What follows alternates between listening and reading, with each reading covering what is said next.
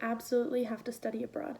I know we've been through this, but I gotta make my point. I already covered the whole process of getting to study abroad, and I revealed a little bit more about my experience too. But this blog is about what it's like to actually be living in a different country.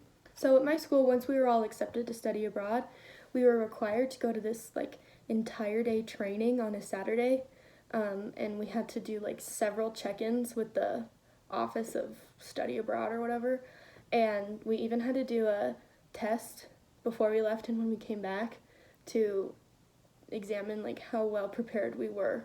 I think this was all good and super beneficial, especially for students who are going somewhere that was significantly different from the US or that spoke another language or wasn't quite as developed as our country. But for me, going to the UK, it felt like a lot of over preparation. It kind of was redundant, but I will say it was helpful when I traveled elsewhere in Europe. So my main piece of advice, if you hear nothing else, is that it's totally okay to be uncomfortable. And you should talk about the things that make you uncomfortable. There is a respectful and constructive way to go about it. Instead of saying, ugh, I hate how late everybody eats here, I'm starving. Why are you guys just starving? You could say, why does everyone in this country eat dinner so late? That's really different for me. And someone will explain it to you who's from there. Just because something is different doesn't make it bad. Asking questions is good, just be respectful. If something is making you so uncomfortable that it's crippling you, then do something about it. I know this is really simple, but I hated my bedroom. It was old and tiny and dark and cold and smelly, and the walls were literal plywood. I felt like I was in a cardboard box. It was just so uncomfortable.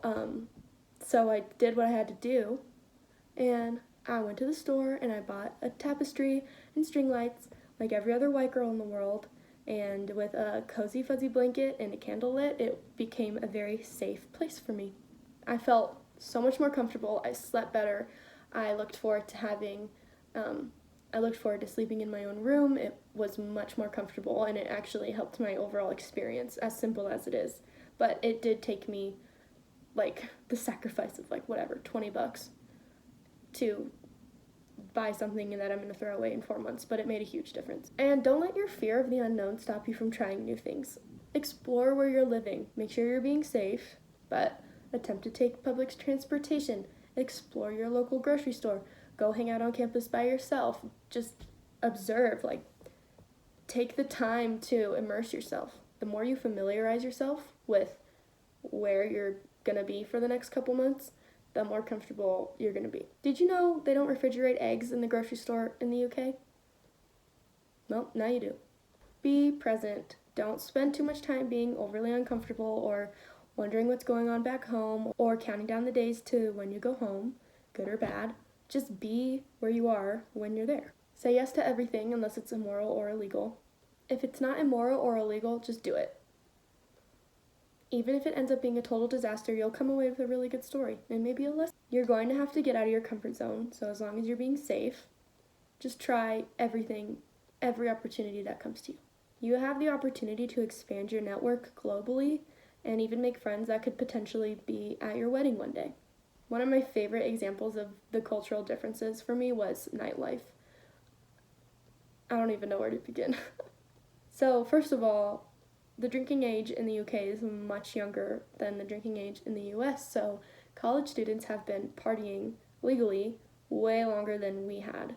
There's a lot of differences in just lingo, they called a pregame a pre, and hanging out after going out, afters. And then instead of saying oh, should we meet at my flat or your flat, it's just mine or yours. So if you put it all together, when I go to mine for the pre, I was like, what? That wasn't a sentence. Try again. But it was. You just have to get used to it and be willing to get used to it. Also, the pre wouldn't really start till midnight. Typically, I've been asleep for 2 hours before midnight. And you're telling me we're not even going to start till midnight? What? We also went out on weekdays because apparently on the weekends, old people or creepy people, I guess, would go out to clubs. So college students went out on weekdays. So I was staying up till 5 a.m. on a school night. But so was everybody else. It was weird. It was different. I'd sleep till like noon every single day and literally miss out on nothing because every other student was doing the same thing. At first I thought there is no way I'm going to adjust to this. There's no way. But obviously I did, and it was a lot of fun. Time goes really fast when you're abroad. If you don't stop and look around once in a while, you'll miss it. Wait, that's Ferris Bueller. Seriously though, soak up every minute you have, comfortable or uncomfortable. Next month I will go into a little bit of reverse culture shock and what it's like transitioning back home. But for now, I hope this was encouraging. Study abroad.